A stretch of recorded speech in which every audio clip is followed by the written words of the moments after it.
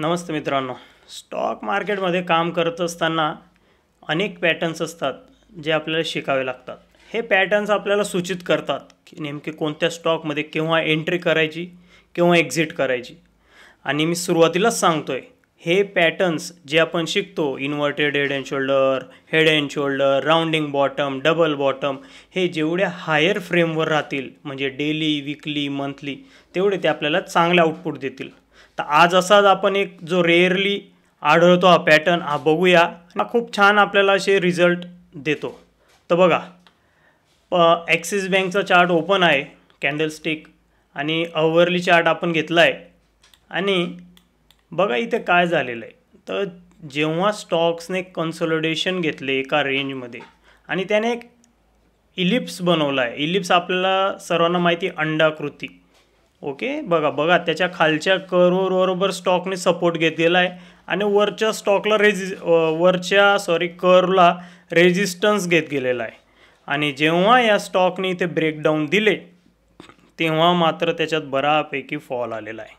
आता यासाठी कोणता क्रायटेरिया आहे, तर stock must be in a up trend और डाऊन ट्रेंड. तर बघूया हा स्टॉक होता का अप ट्रेंडमध्ये. थोडंसं त्याला हे केलं तर बघा, अवरली चार्ट आहे मित्रांनो. 15 मिनटावर याला जास्त बघू नका, कदाचित तो रिझल्ट चुकवू शकतो. तर बघा, स्टॉक अप ट्रेंडमध्ये होता आणि अप ट्रेंडमध्ये गेल्यानंतर त्याने कन्सोलिडेशन केलं, एक इलिप्टिकल पॅटर्न बनवला. हे पॅटर्न सर्वे हे आपल्याला ॲप्रॉक्झिमेटली असतात, अंदाजित असतं. आपल्याला ते ओळखता यायला हवे, त्यासाठी तशी नजर आपली राहायला हवी. आणि जसा ब्रेकडाऊन केला तर इथं एक सेल आपला बनतो शॉर्ट. इथं वरचा जो जवळचा जो त्याचा हाय होता असतो तो आपला झाला स्टॉप लॉस. आणि जेवढा स्टॉप लॉस आहे त्याच्या जवळपास तिप्पट हे टार्गेट हा पॅटर्न देतो मित्रांनो. हो, स्टॉप लॉस जेवढी तुमची रेंज आहे त्याच्या तिप्पट, म्हणजे रिस्क टू रिवॉर्ड रेशो 1:3 आहे. तर बघा, खरंच तेवढा गेला आहे का तो स्टॉक खाली. बघा, तुम्हीच कॅल्क्युलेट करा. समजा इथं तुम्ही जो सेल केला असता 916-17 आणि स्टॉप लॉस तुम्ही ठेवला असता 942-940, तर बघा 20 ते 25 पॉईंटचा स्टॉप लॉस आणि 75 पॉईंट त्याने रिवॉर्ड्स दिले का.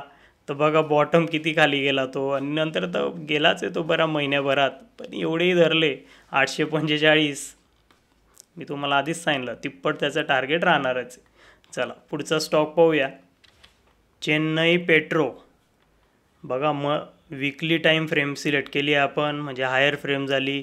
2022पासून बुलरनमध्ये स्टॉक होता आणि आत्ता काही महिन्यांपासून त्याने बरोबर इलिप्टिकल शेपमध्ये कन्सोलिडेशन केलं आहे. बघा, वर खाली हा वा बाबा.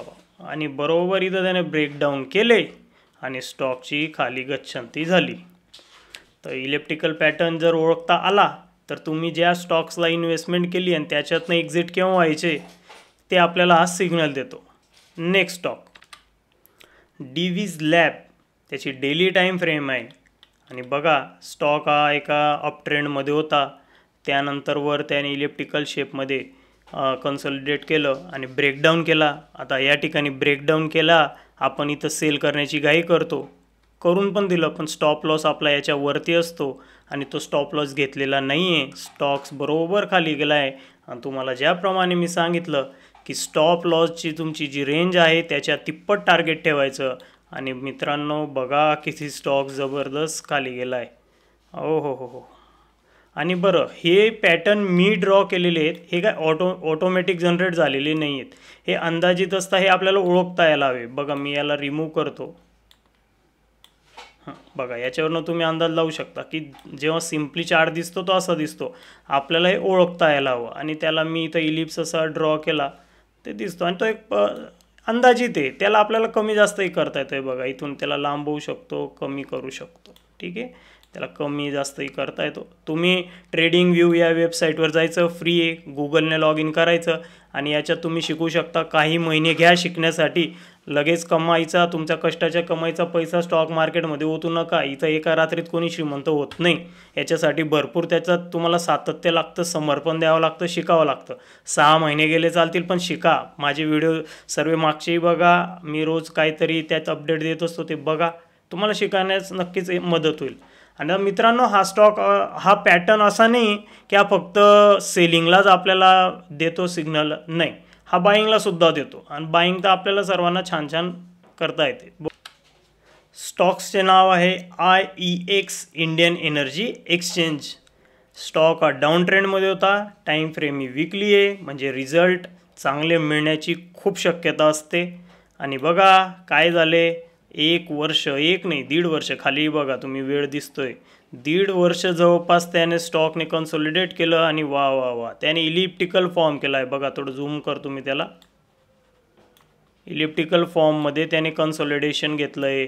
बघा वरच्या कर्वेचरला रेजिस्टन्स, खालच्या कर्वेचरला सपोर्ट, आणि त्याने जेव्हा त्याला ब्रेकआउट केलं, आता इथं ब्रेकआउट केले, ओके, ब्रेकआउट केले तर इथं आपला बाईंग सिग्नल येतो. स्टॉप लॉस इकडे खाली, स्टॉप लॉसचा प्रश्न नाही आहे, तर स्टॉक्सने दमदार कामगिरी केली आहे आणि वर गेला आहे. बघा आपण इथं बाय केला असता 164ला, तर 238-40 इतके त्याने शानदार रिटर्न अगदी 4-5 महिन्यात. बघा कोणता महिना खाली दिसतोय आपल्याला, जून 2024, तर तो टॉप केला सप्टेंबर 2024, म्हणजे अगदी 4-1 महिन्यात त्याने छान रिटर्न्स आपल्याला या स्टॉक्सने दिले. आता तुम्हाला वाटत असेल अरे हे पॅटर्न मला आधीच माहीत राहिले असते तर किती छान झालं असतं.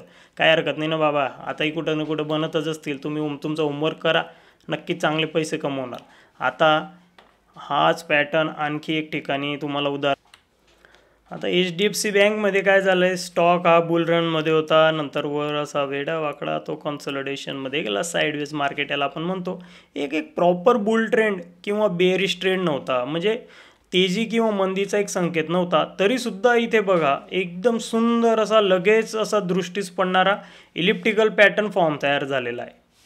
तो ब्रेकडाऊन झाला, स्टॉक खाली गेला, पण नंतर परत रिकवर करून गेला, नंतर तो खाली गेला. आता या ठिकाणी असं का झालं तर हेच तर आपल्याला शिकायचं असतं. तर मित्रांनो मी तुम्हाला आधीच बोललो, स्टॉक एका प्रॉपर बुलरनमध्ये असायला हवा. इथं तो साईडवेजमध्ये होता आणि साईडवेजमध्ये असल्यावर तो तसा पॅटर्न तयार झाल्यामुळे त्याने आपल्याला जे रिक्वायर्ड रिझल्ट आहे ते आपल्याला दिले नाही, ठीक आहे. पण आता एक स्टॉक मी तुम्हाला असं सांगतोय, ज्या तुमची इन्व्हेस्टमेंट असेल तर वेळीच सावधान होऊन जा, कारण की त्यात हाच पॅटर्न आता बनलेला आहे. Kansai Nerolac paint. मित्रांनो वा किती मंथली टाईम फ्रेम आहे, मंथली म्हणजे जबरदस्त सर्वात हायर टाईम फ्रेम. आणि बघा स्टॉक एका स्ट्रॉंग बुलिश मोमेंटममध्ये होता आणि जवळपास 2017-18 समजूया, तिथून स्टॉक कन्सोलिडेट एक साईडवेज मार्केटमध्ये गेला आणि साईडवेज मार्केटमध्ये जात असताना त्याने इलिप्स तयार केला. बघा खालच्या इलिप्सच्या कर्वला किती प्रॉपर सपोर्ट स्टॉकने घेतलेला आहे, वरसुद्धा रेजिस्टन्स घेतला आहे. इथं तर स्टॉकमध्ये इतकी पॉवरच नाही राहिली की तो वर जाऊ शकेल हे हाफ इलिप्स पूर्ण केल्यानंतर. आणि आत्ता नुकताच त्याने ह्याच महिन्यात त्याला ब्रेकडाऊन केला आहे मित्रांनो. आता ही कॅन्डल खाली कुठं क्लोज झाली, याच इलिप्सच्या खाली. आता या स्टॉकमध्ये मग मंदीचे सिग्नल्स हे आहेत, म्हणजे तुमची इन्व्हेस्टमेंट असेल, तुमचा निर्णय तुम्ही योग्य वेळ घेऊ शकतात. आता स्टॉक्स खरंच खाली जाईल का, तर आपलं टेक्निकल सांगतोय तो जाईल, आपण त्याचे फंडामेंटली चेक करून घेऊयात.